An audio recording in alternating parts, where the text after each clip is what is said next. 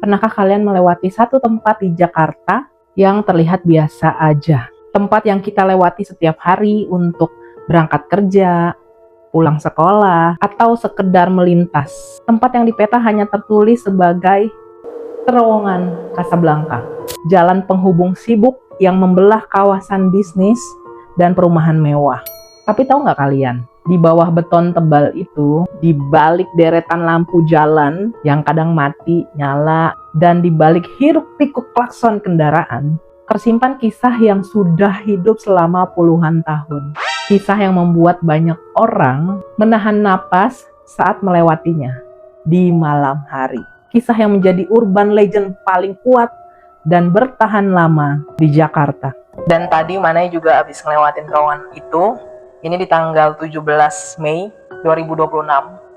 Dulu itu Manai juga sering banget lewat situ. Bahkan sampai larut malam, sampai pokoknya tengah malam lah. Manai lewatin terowongan Casablanca. Memang rasanya asing banget ketika kita udah tahu ceritanya, cerita yang beredar di masyarakat kayak gimana. Jadi pas kelewat ke situ kan suges ya. Ya udah gitu kan. Ada yang bilang terowongan ini bukan sekedar infrastruktur. Ada yang bilang terowongan ini adalah gerbang. Ada yang pernah melihat sosok wanita berpakaian putih berdiri di tengah jalan. Padahal saat itu nggak ada siapa-siapa. Ada pengemudi truk besar yang mengaku ditarik paksa ke tepi jalan oleh kekuatan yang nggak terlihat. Ada juga cerita tentang suara tangisan anak kecil yang bergema dari dinding beton. Padahal terowongan itu kosong melompong. Tapi pertanyaannya adalah, mana yang mitos dan mana yang fakta? Apakah semua ini hanya imajinasi warga Jakarta yang lelah dan stres? Atau ada dasar nyata di balik semua cerita seram itu? Selama beberapa menit ke depan kita akan mengupas tuntas semuanya. Kita akan telusuri sejarah pembangunannya yang penuh tantangan. Kita cek catatan berita masa lalu dan kita bahas mengapa tempat ini menjadi begitu istimewa dan menyeramkan. Siapkan diri kamu, karena kita akan masuk lebih dalam dari sekedar cerita seram. Kita akan masuk ke dalam sejarah dan misteri terowongan Casablanca yang nyata. Terowongan Casablanca terletak di persimpangan Jalan Casablanca dan Jalan HR Rasuna Said di kawasan Kuningan, Jakarta Selatan. Nama Casablanca sendiri diambil dari nama jalan yang membentang di atas dan di sekitar terowongan ini. Nama ini nggak asing, karena diambil dari kota Casablanca di Maroko, sebuah tradisi penamaan jalan di Jakarta masa lalu yang sering menggunakan nama kota atau negara asing. Saat itu, Jakarta sedang berkembang pesat. Kawasan Kuningan mulai dirancang sebagai kawasan bisnis dan perumahan elit. Pembangunan terowongan ini bertujuan untuk memecah kemacetan parah yang sudah mulai terjadi di persimpangan tersebut, serta melancarkan arus lalu lintas antara kawasan Tebet, Kuningan, dan Menteng. Namun di balik tujuan mulia itu, proses pembangunannya nggak mulus. Tanah di kawasan ini ternyata memiliki karakteristik yang unik. Dulu, sebelum menjadi kawasan padat bangunan, kawasan Kuningan dan Casablanca adalah kawasan rawa-rawa, tanah gambut, dan lahan basah yang luas. Bukan lahan basah yang kayak itu kan? Ini adalah fakta geologis yang tercatat resmi. Membangun struktur berat seperti terowongan di atas tanah yang lunak dan berair bukanlah pekerjaan mudah. Butuh penimbunan tanah dalam jumlah besar, pemadatan khusus, dan teknik konstruksi yang rumit. Konon, saat penggalian dimulai, para pekerja sering menemukan hal-hal yang tidak terduga. Sisa-sisa bangunan tua, sumur tua yang tertutup tanah, hingga kerangka tulang belulang yang diduga berasal dari masa lalu, sebelum kawasan ini dibangun. Apakah ini awal mula dari segala hal aneh yang terjadi? Kita akan bahas lebih lanjut.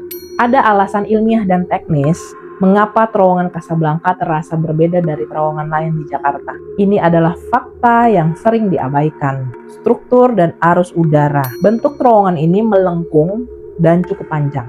Posisi masuk dan keluarnya itu nggak lurus sepenuhnya, melainkan sedikit berbelok.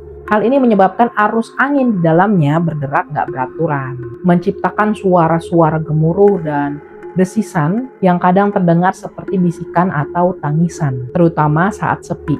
Yang kedua, pencahayaan. Selama bertahun-tahun, sistem penerangan di sini sering mengalami masalah. Ada periode di mana banyak lampu mati bergantian, menciptakan efek terang gelap yang mempengaruhi persepsi mata manusia.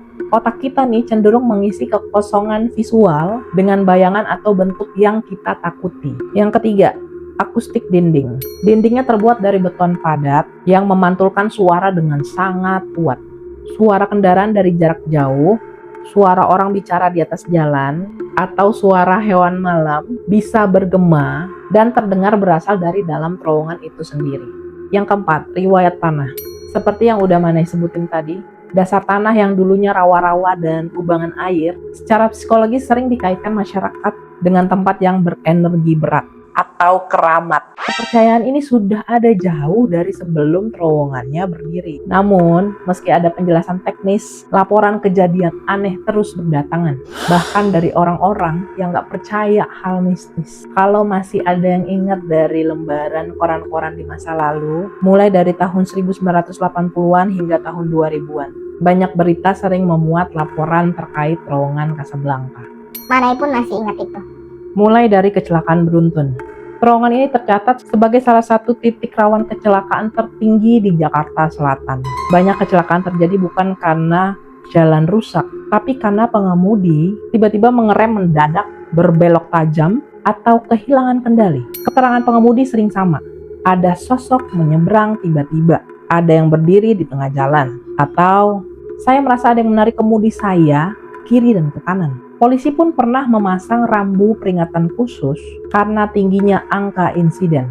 Terus ada laporan kehilangan arah. Banyak pengemudi, baik baru maupun lama melewati sini, mengaku pernah mengalami rasa bingung mendadak, seolah-olah terowongan itu nggak ada ujungnya. Atau mereka berputar-putar di tempat yang sama, padahal lurus aja. Ini dalam dunia penelitian disebut sebagai fenomena disorientasi spasial. Namun frekuensi kejadiannya di sini jauh lebih tinggi dibanding tempat lain.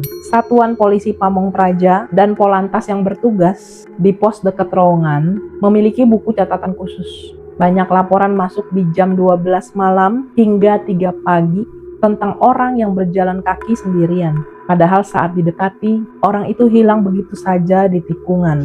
Yuk kita gali lebih dalam lagi. Kita udah bahas tadi gambaran umumnya. Tapi sekarang kita masuk ke kisah-kisah spesifik kejadian demi kejadian yang diceritakan langsung oleh mereka yang mengalaminya sendiri. Ini bukan sekedar desas-desus. Ini adalah rekaman pengalaman yang berulang kali terjadi pada orang yang berbeda, di waktu yang berbeda, tapi dengan detail yang hampir sama persis. Kita mulai dari sosok paling legendaris, wanita berbaju putih. Tapi tahu nggak kalian, ternyata ada 3 versi berbeda dari sosok ini yang sering terlihat. Yang pertama, sosok di tengah jalan. Tapi sebelumnya, Maneh sering banget dulu ya, biasa masih ABG, pulang tengah malam gitu, terus nyetir mobil. Kalau lewat jalan situ tuh selalu kayak rasanya udah nggak enak, udah tahu ceritanya juga gimana, terus ya udah cuma bisa bilang, Tuhan gue pengen selamat gitu, dan please jauhin dari hal-hal kayak gitu, please jauhin mereka gitu kan. Pokoknya harus selamat lewatin jalan ini. Karena udah terlalu banyak desas-desus yang Maneh dapetin. Tapi ini adalah salah satu ceritanya, dan cerita ini datang dari seorang pengemudi truk kontainer. Sebut saja namanya Pak Haris, yang sudah 25 tahun melintas di sini. BTW Maneh juga udah puluhan tahun sih melintas di situ. Sampai sekarang kondisinya udah rame banget. Dia bercerita pada tahun 2005. Ini Maneh masih ABG nih. Saat itu jam 1.30 dini hari. Dia melintas sendirian. Jalan sepi sekali. Tapi bener sih, Maneh kalau lewat situ jam segitu juga emang sepi banget. Saat berada tepat di tengah lengkungan terowongan, lampu besar truknya menyinari sesuatu di depan.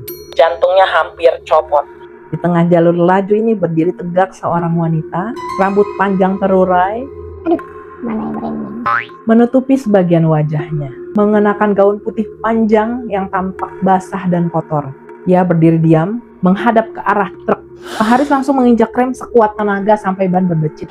Balikin aja di bawah kontainer, coy. Truk kontainer itu hampir aja terbalik. Dia berniat turun untuk negur, karena merasa ada orang gila yang masuk ke jalan raya. Tapi saat jarak tinggal sekitar 5 meter, wanita itu tiba-tiba lenyap gitu aja. Nggak berjalan ke kiri atau ke kanan. Tapi hilang seketika, seperti ditelan aspal. Pak Haris langsung kaku di kursinya selama 15 menit. Gak berani melanjutkan perjalanan. Keesokan harinya dia mendengar kabar ada kecelakaan maut di titik yang sama menabrak pembatas jalan. Konon, sosok ini adalah arwah seorang wanita yang tewas tergencet kendaraan saat terowongan baru dibuka. Saat penerangan belum sebaik sekarang dan jasadnya sempat tertinggal di aspal berjam-jam sebelum dievakuasi. Yang kedua, sosok yang berlari mengejar kendaraan. Untung mana nggak ketemu yang ini. Ini cerita yang bikin merinding Banget.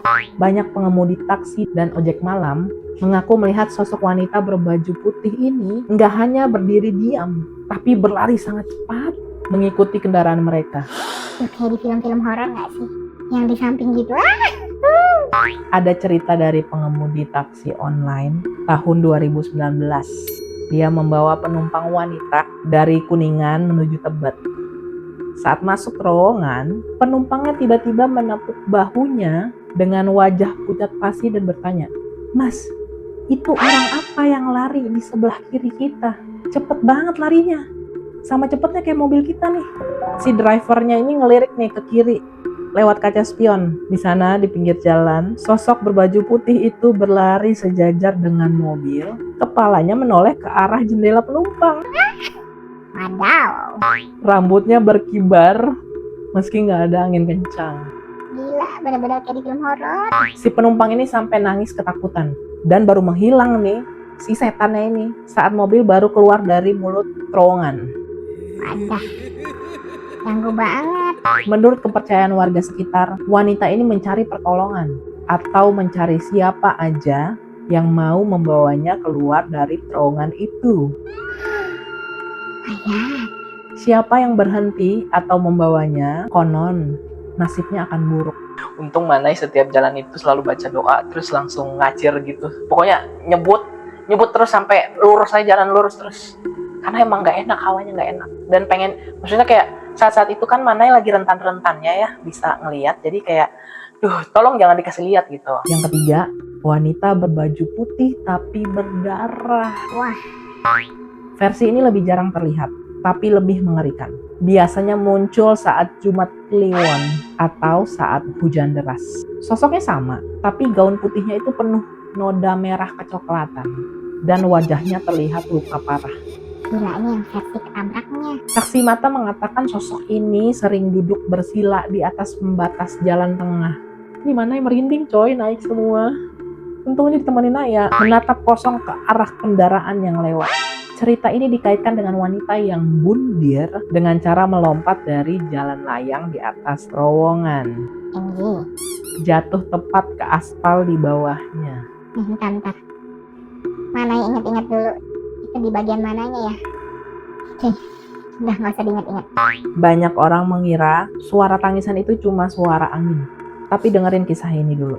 Seorang petugas kebersihan yang sudah bekerja di sana sejak tahun 2010, sebut saja Pak Ujang namanya. Selalu bertugas di malam hari untuk nyapu jalan sebelum ramai kendaraan.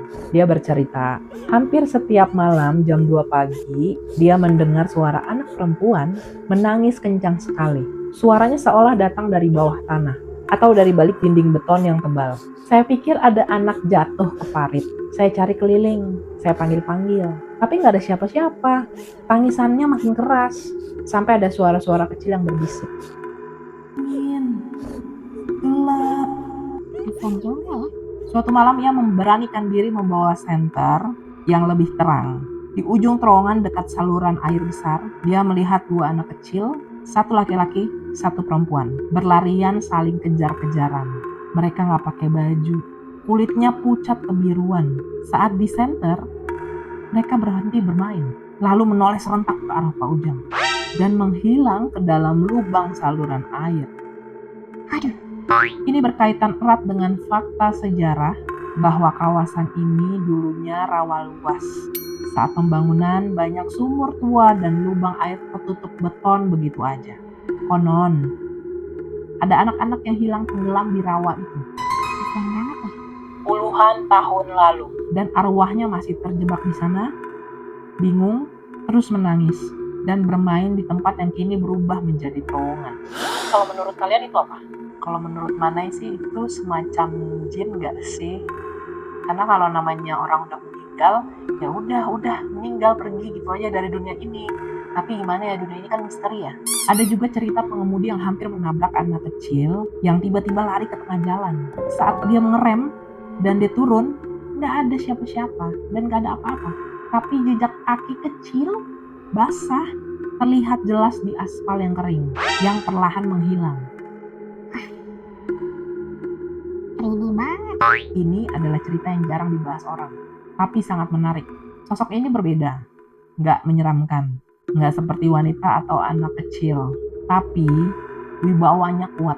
Banyak saksi mata, termasuk anggota polisi, yang pernah bertugas mengatur lantas di sana tahun 80-an dan 90-an. Ini cerita yang mana dapat. Melihat sosok laki-laki tegap berjalan di pinggir terowongan. Dia mengenakan pakaian seragam berwarna hijau kusam atau coklat tua, model lama, lengkap dengan topi. Berjalannya tegak, pandangan lurus ke depan, seolah sedang berpatroli. Ada yang melihatnya membawa senapan kayu atau bambu di bahunya. Sejarawan budaya Betawi menjelaskan, kawasan Kasablanka dan sekitarnya, Kuningan, Menteng, dulunya adalah jalur strategis pada masa perang kemerdekaan dan masa kolonial. Di sana ada pos pertahanan dan jalur pengawasan. Sosok ini dipercaya sebagai arwah para pejuang dan penjaga wilayah yang setia menjaga jalur itu. Meski zaman ini udah berubah dan jalurnya kini menjadi terowongan beton. Uniknya, sosok ini nggak pernah mengganggu. Justru banyak yang percaya keberadaan sosok inilah yang menahan makhluk-makhluk lain agar tidak keluar terlalu jauh dari batas terowongan. Selain 3 sosok utama di atas, masih banyak lagi kisah mengerikan lainnya. Yang pertama, kepala tanpa tubuh. Beberapa pengemudi yang lewat jam 3 pagi mengaku melihat sesuatu yang mengerikan, melayang rendah di atas jalan raya. Sebuah kepala manusia aja, melayang menggelinding seperti bola. Gila ya. Rambutnya panjang menjuntai ke bawah. Biasanya terlihat di tikungan masuk terowongan. Konon, ini arwah korban kecelakaan parah yang kepalanya terpisah dari tubuh saat tabrakan. Sedih banget coy. Tapi serem juga kalau ditampakin kayak gitu. Yang kedua, sosok tinggi besar berbaju putih panjang. Berbeda dengan wanita, sosok ini tingginya bisa mencapai 3-4 meter, berdiri di atas pembatas tembok sisi kanan kiri terowongan. Tubuhnya panjang kurus dan seringkali hanya terlihat sebagai bayangan hitam pekat yang memanjang. Film horor juga ini. Dia diam aja, tapi keberadaannya membuat suhu udara di sekitarnya turun drastis sampai membeku. Yang ketiga, kerumunan orang yang hilang. Ada kejadian langka tahun 1998. Saat itu malam, ada pengemudi bus yang melihat di dalam terowongan penuh orang-orang berdiri di pinggir jalan seolah-olah mau naik bus. Si pengemudi bus ini langsung melanin busnya, tapi saat masuk ke dalam, terowongan itu kosong melompong. Nggak ada satu jiwa pun. Itu yang dia lihat apa ya? Residual apa-apa? Banyak orang bilang cuma perasaan. Kendaraan mogok misterius. Bengkel di sekitar Kasablanka sudah hafal betul masalah ini. Ada ratusan kasus kendaraan dari motor sampai mobil mewah yang mesinnya mati mendadak. Semua sistem mati total. Lampu, radio, mesin. Tapi begitu kendaraan didorong keluar sedikit aja sampai mulut terowongan, mesinnya bisa dinyalakan lagi dengan mudah tanpa kerusakan apapun. Mekanik menyebut ini fenomena medan magnet aneh, tapi frekuensinya di sini jauh lebih tinggi dibanding tempat yang lain. Lalu radio berubah suara. Siapa yang sering nyetel radio saat nyetir? Di terowongan Kasablanka sering terjadi frekuensi radio berubah sendiri. Suara penyiar tiba-tiba hilang, berganti menjadi suara bisikan banyak orang sekaligus, suara tangisan, atau nyanyian lagu sedih kuno. Ini dialami oleh banyak orang dan direkam oleh beberapa pemburu hantu. Terus rasa berat dan ditarik. Pengemudi sepeda motor paling sering merasakan ini. Saat melewati terowongan, tiba-tiba motor terasa sangat berat dikendarai, seolah-olah ada orang besar duduk di boncengan belakang. Ada juga yang merasa kemudinya ditarik ke arah tembok nih, atau ke arah tengah jalan, membuat mereka nyaris nabrak. Ini alasan utama mengapa kecelakaan di sini sangat tinggi. Ganggu banget asli tuh magnet. Dalam budaya masyarakat Betawi dan masyarakat Jawa yang mendiami Jakarta dulu, tanah tidak hanya dianggap sebagai benda mati. Setiap tanah memiliki penghuni asli. Setiap tempat memiliki sejarahnya sendiri. Saat kita membangun infrastruktur besar di atas tanah yang sudah memiliki sejarah atau kenangan, ada kepercayaan bahwa kita harus meminta izin atau melakukan serangkaian ritual. Berdasarkan cerita para sesepuh kawasan, saat pembangunan terowongan Kasablanka, ada perbedaan pendapat antara tim teknis dan tokoh adat. Tim teknis menganggap ini murni konstruksi, sementara tokoh adat mengingatkan bahwa lokasi ini adalah jaluran air dan jalur lintas makhluk halus menurut kepercayaan lama. Konon, ritual penolak bala yang dilakukan saat pembangunan dianggap kurang lengkap atau tidak sesuai tata cara, sehingga ketidaksenangan dari penghuni lama tanah itu tercipta. Hal ini didukung fakta bahwa di sekitar terowongan, tepatnya di sisi timur dan barat, terdapat beberapa makam tua yang sudah ada sejak ratusan tahun lalu yang kini terjepit di antara gedung-gedung tinggi. Makam-makam ini menjadi bukti bahwa kawasan ini memang sudah dihuni dan memiliki nilai sakral jauh sebelum beton dan aspal menutupinya. Mana yang pernah stay di hotel dekat situ, memang terlihat dari atas tuh kuburan lama ya, banyak banget. Dan untungnya saat itu everything is okay gitu ya, jadi aman lah. Banyak orang bertanya, sekarang kan terowongan ini makin ramai, makin terang, makin modern. Apakah masih ada kejadian aneh? Jawabannya, masih ada, tapi bentuknya berubah. Di zaman sekarang, laporan nggak lagi sebanyak dulu karena lalu lintas yang padat hampir 24 jam.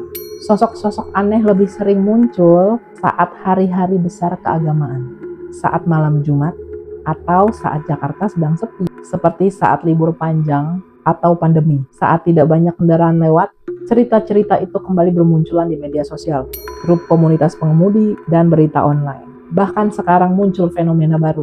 Orang yang sengaja datang ke sana untuk menguji nyali atau berburu hal mistis. Ada yang membawa kamera, ada yang merekam suara. Hasil rekamannya pun banyak yang beredar. Ada yang nunjukin bayangan aneh, ada yang ngerekam suara bisikan yang nggak terdengar saat direkam. Namun yang paling menarik adalah kesaksian petugas kebersihan dan satpam yang berjaga di malam hari. Mereka adalah saksi paling jujur yang mengatakan bahwa suasana di sana berubah drastis saat jam 1 pagi ke atas. Seolah-olah ada kehidupan lain yang mulai beraktivitas saat manusia tidur. Nah, teman Manai, kita sudah menelusuri semuanya. Dari sejarah tanah rawa yang berubah menjadi kawasan elit, dari proses pembangunan yang penuh tantangan, dari fakta geologis dan teknis, hingga berbagai kesaksian yang nggak bisa kita anggap remeh begitu aja. Sekarang kita tahu, misteri terowongan Kasablanka bukan sekedar cerita hantu biasa yang diwariskan orang tua ke anak. Ini adalah gabungan dari sejarah panjang tanah Jakarta, kepercayaan budaya yang kuat, fenomena alam, dan akustik yang unik, serta peristiwa-peristiwa tragis yang benar-benar pernah terjadi di sana. Apakah di sana benar-benar ada makhluk yang tak kasat mata? Apakah itu hanya permainan pikiran dan cahaya? Atau mungkin terowongan ini adalah pengingat kita semua bahwa di tengah kemajuan kota yang megah, gedung pencakar langit, dan jalan raya mulus, sejarah masa lalu nggak pernah benar-benar hilang. Ia tetap ada, tersimpan dalam dinding, tanah, dan angin yang berhembus. Terowongan Kasablanka berdiri sebagai saksi bisu perjalanan Jakarta. Ia menyimpan rahasia kota ini lebih dari siapapun. Ia juga mengajarkan kita untuk tetap menghargai tempat yang kita pijak dan tidak terlalu sombong dengan kemajuan teknologi. Kisah ini nggak berakhir sampai di sini. Setiap kali kalian melewati terowongan ini, ingatlah apa yang sudah kita bahas hari ini. Ingatlah fakta, ingatlah sejarah, dan ingatlah rasa hormat. Jika kalian punya pengalaman sendiri atau mendengar cerita dari orang terdekat tentang terowongan Kasablanka, tuliskan di kolom komentar. Mari kita kumpulkan lebih banyak lagi fakta dan kesaksian karena misteri ini masih hidup dan masih terus diceritakan. Jangan lupa bagikan cerita ini ke teman-teman kalian karena ini adalah sejarah Jakarta yang harus kita ketahui bersama. Siapa tahu malam saat kalian pulang, saat lampu kendaraan kalian menyinari dinding beton itu, kalian akan merasakan sesuatu yang berbeda. sesuatu yang membuat kalian berpikir, ternyata benar ya, ada hal-hal di dunia ini yang belum bisa kita jelaskan sepenuhnya. Terima kasih sudah menemani Manai di beberapa menit ini. Jangan lupa like dan subscribe Manai Berkisah. Manai pamit undur diri. Sampai jumpa di kisah misteri dan sejarah Jakarta lainnya yang gak kalah seram dan menarik. Tetap waspada, tetap penasaran, dan selalu hormati apa yang ada di sekitar kita. Bye bye.